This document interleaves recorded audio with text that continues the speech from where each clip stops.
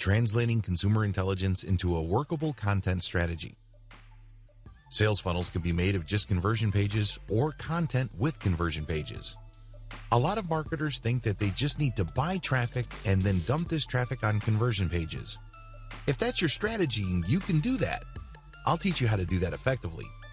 However, if you are looking to save money or if you have no money at all, you can still make money online by using content to attract traffic from the internet for free and then plug this into conversion pages. You have to be mindful of which strategy you are using: conversion funnel only versus content funnel plus conversion funnel. Don't confuse content funnels with conversion funnels. Conversion funnels can work with paid traffic.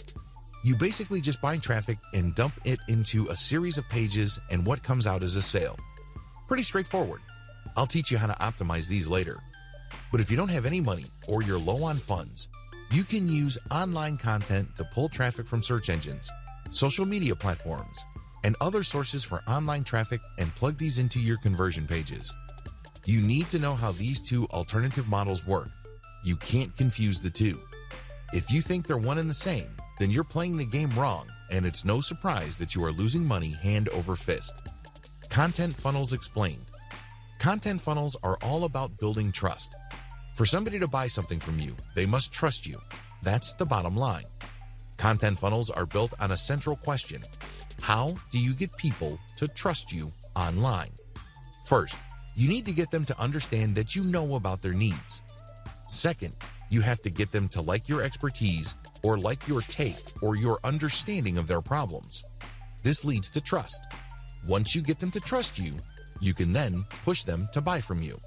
The KLT process. KLT stands for know, like, and trust. Your content must be arranged in this way. The end result is trust. That's where you plug in your content funnel to your conversion funnel. The KLT process must drive your site's design, not the other way around. If you're going to create a content-dense website that uses a content funnel strategy, I suggest using the silo system. This starts out with general information, which is then linked to pages that have more detailed info. When people read these, it's easy for them to click from one page to the next, depending on how pumped up they are in finding more about the topic they're researching. These must be question-based so they're easier to digest. It's important that your whole website must be designed this way, so it seems effortless and doesn't take much thinking for people to navigate.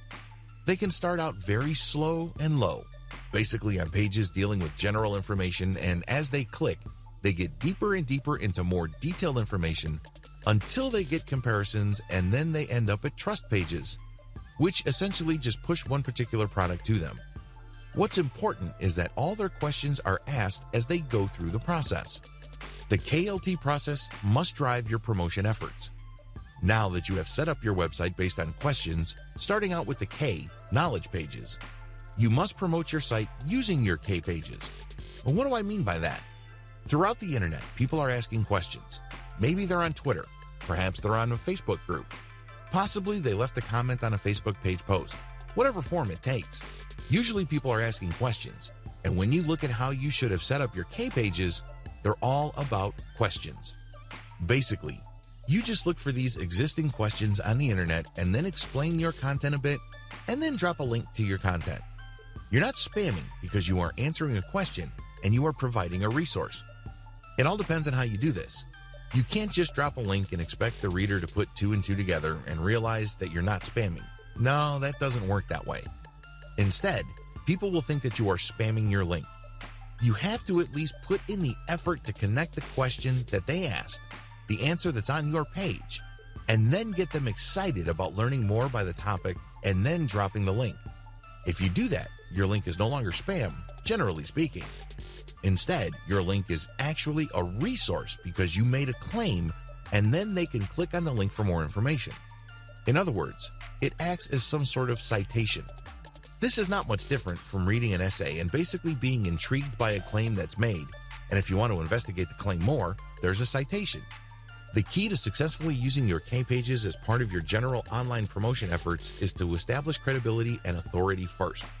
This means that when you're on forums, answer people's questions that may not have anything to do with your website.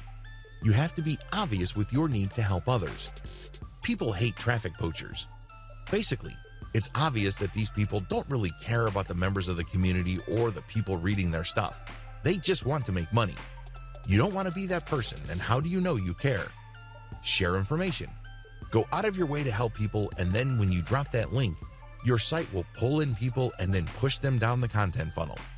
The bottom line is to live by the old saying, people are not going to care about what you know until they know that you care. Get that? Good.